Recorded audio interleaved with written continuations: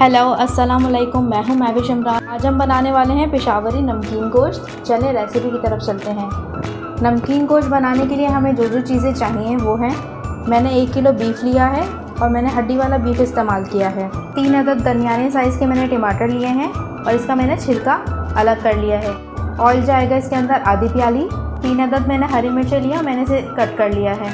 Salted butter मैंने लिया है 1 चम्मच। 1 खाने का चम्मच लहसुन अदरक का पेस्ट, नमक हस्बे ज़रूरत, 1 खाने का चम्मच काली मिर्च का पाउडर, मोटी वाली हरी मिर्चें और हरा धनिया इसके अंदर गार्निश के लिए जाएगा।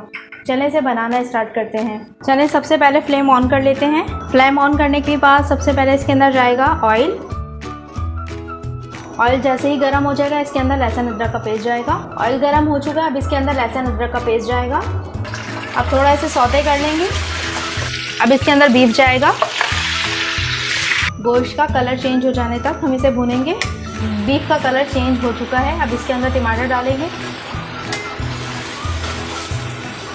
टमाटर के बाद इसके अंदर हरी मिर्ची डालेंगे। अब इसके अंदर काली मिर्च का पाउडर जाएगा, लेकिन मैं थोड़ा सा डालूंगी और थोड़ा बचा लूँगी। अब इसके अंदर नमक जाएगा। अब इसे करेंगे मिक्स। अब इसके अंदर मैं 1 गिलास पानी डालूंगी।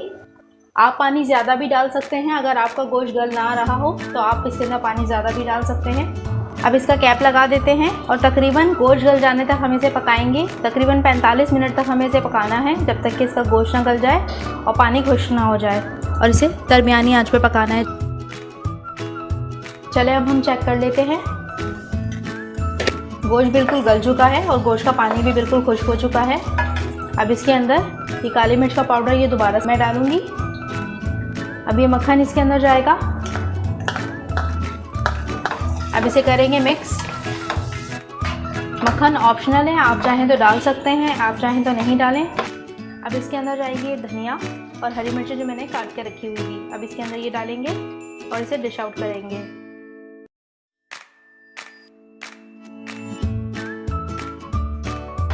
पेशावरी नमकीन गोश्त हमारा तैयार है। आप घर में ज़रूर ट्राई कीजिएगा और मुझे कमेंट्स करके ज़रूर बताइएगा कि ये रेसिपी आपको कैसी लगी। अल्लाह हाफ़िज़।